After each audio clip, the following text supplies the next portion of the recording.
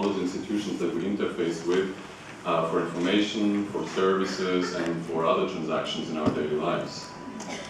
But to better understand this question, I think it's important to take a step aside, and I think I'm waiting for the transition, maybe it's not happening there. It is.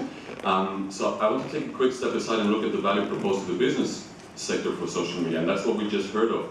I mean, it's pretty easy. You communicate, you engage, you attach, and so on, but in the end, you sell. And the communications consultants around the world have that figured out very well. The business case for the private sector is pretty clear. It's all about the driving sales. Everything else is an intermediate step towards that. Question is, how is that value proposition going to work for the public sector? How are those goals going to work for the public sector? Because governments are not necessarily selling services. They might actually give them to you for free if that's in line with their policy and if that's in line with your personal needs. And certainly I don't want to create an image here of that the public sector is not acting here. Institutions around the world are on social media, and the degree of activity, of presence, and of experimentation is actually really impressive. So this is just a snapshot of the top state institutions at the at national levels, the offices of president, prime minister, and government offices. But let's keep one thing in mind. That's the top institutions of any state are clearly losing any social media battle against the people that represent those institutions. Obama, he beats the White House 20-1 on Facebook Lives. And national leaders around the world, they beat their institutions 5-1 on Twitter followers. And the reason is going back to the value proposition, because political leaders need to rally, they need to campaign, they need to get funds, in short, they need to sell their message to you. But the question is, what about the faceless public administration? Can it get some critical mission support from social media as well? And why is that important? It's, again, because the public administration is really the interface between you and the state. It's where decisions on public resources are being taken every day, and it's also a constant factor in citizens' lives. Of course, political leaders, they do move on after their terms ended. But there's a slight problem in all this. It's that people don't trust their government institutions much these days. And this is shown by this long tail of countries with declining confidence, not only in government institutions, but also in some important industries that are regulated by government, media and the finances. So maybe social media can help win back some of the trust by making people part of the decisions, like when 70,000 signatories made the city of Marseille change its mind about paying David Guetta a very hefty subsidy for a concert that was already paying anyway.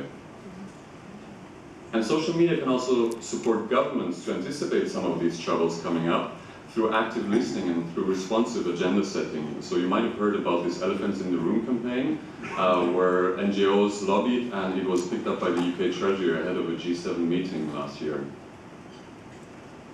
The delivery of public services itself can improve. For example, when social media helps governments delegate tasks, like the city of Chicago, which provides an exchange platform for voluntary snow shovelers in winter to connect with other residents in areas of the municipal services that are not easily reached. So an elderly can sign up for and have their sidewalks shoveled from snow. Another example is GitHub, which is buzzing with open source code for digital public services.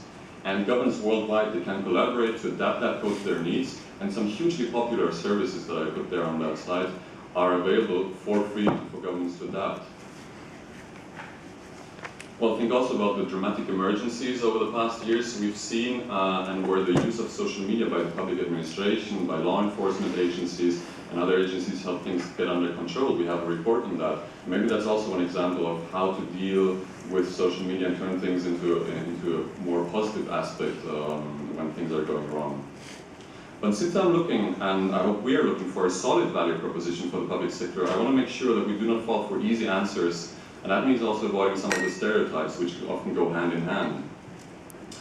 And the first stereotype is that if governments do social media, they give a voice to the voiceless. Unfortunately, that's really true for a handful of countries where the blue and the red dots, which you will see coming up in a second, they meet. So that's Germany, Austria, and the Nordics. But in a big bunch of countries, your level of education does determine whether you use social media. So the second stereotype is, if governments do social media, they will reach the young citizens.